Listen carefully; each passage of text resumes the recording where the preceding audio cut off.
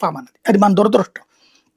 ఇక్కడ బేసిక్గా ఏంటంటే ఇది కూడా రీసర్వే వాస్తవంగా 2016-17లోనే కేంద్ర ప్రభుత్వం చెప్పింది. చెబితే దానికి అనుగుణంగా అమలు చేయడానికి 2017-18 టైంలో చంద్రబాబు గారు స్టార్ట్ చేశారు. దాన్నే నేను అనగానే సత్యప్రసాద్ చెప్పింది భూదార్ కార్డు అన్నట్టు. నేను మన డిబేట్లో ఎప్పుడో చెప్పాము. అది చంద్రబాబు ఉన్నప్పుడే బిగిన్ చేశారు నాయన. కాకపోతే ఇతను దాన్ని అగ్రెసివ్గా చేసుకెళ్ళాడు.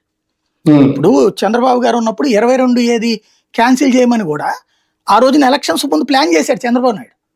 మీరు ఒకసారి రాధాకృష్ణ గారు ఎడిటోరియల్ కాలం గుర్తెచ్చుకుంటే జగన్ కి 22 దాని గురించి ఓకే చేసే ముందు ఆయన రాసుకొచ్చాడు, చంద్రబాబు నేర్చుకోవాలి, ఇన్ని సంవత్సరాల అనుభవం ఉండి ఆ రోజున ఇట్లా 22 క్యాన్సిల్ చేసేసి వాళ్ళకి ఇచ్చేద్దామంటే ఒక్క అధికారి కూడా ఒప్పుకోలేదు. దాంతో ఆయన వెనక్కి తగ్గాడు. అదే జగన్ అనగానే వాళ్ళందరూ జీ హుజూర్ అన్నారని హెడ్డికి పెట్టి రాశాడు. ఆయన ఎడిటోరియల్ హెడ్డికి పెట్టి రాశాడు. 22 అనగానే ఏ అధికారి అభ్యంతరం పెట్టలేదు. చంద్రబాబుకి ఇన్నేళ్ల అనుభవం ఉండి కూడా అధికారులు అడ్డుపడగానే ఆయన ఆగిపోయాడు. అదే జగన్ అన్నప్పుడు వణికిపోయి వస్తున్నారు వాళ్ళు అని పెట్టి రాశాడు. ఆయనే రాశాడు అక్కడ.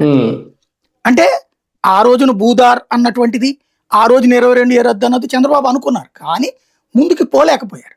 మేబీ అది బీజేపీతో గొడవ కారణంగా కావచ్చు, లేదా ఆయన చుట్టూ ఉండేటటువంటిది విజయసాయి రెడ్డి గారి భాషలో చెప్పాలంటే కోటరే, లేదు ఆయన చుట్టూ ఉండే అధికార యంత్రాంగాలు వద్దొద్దని అడ్డుపడుతుంటారు, ఆపుతుంటారు.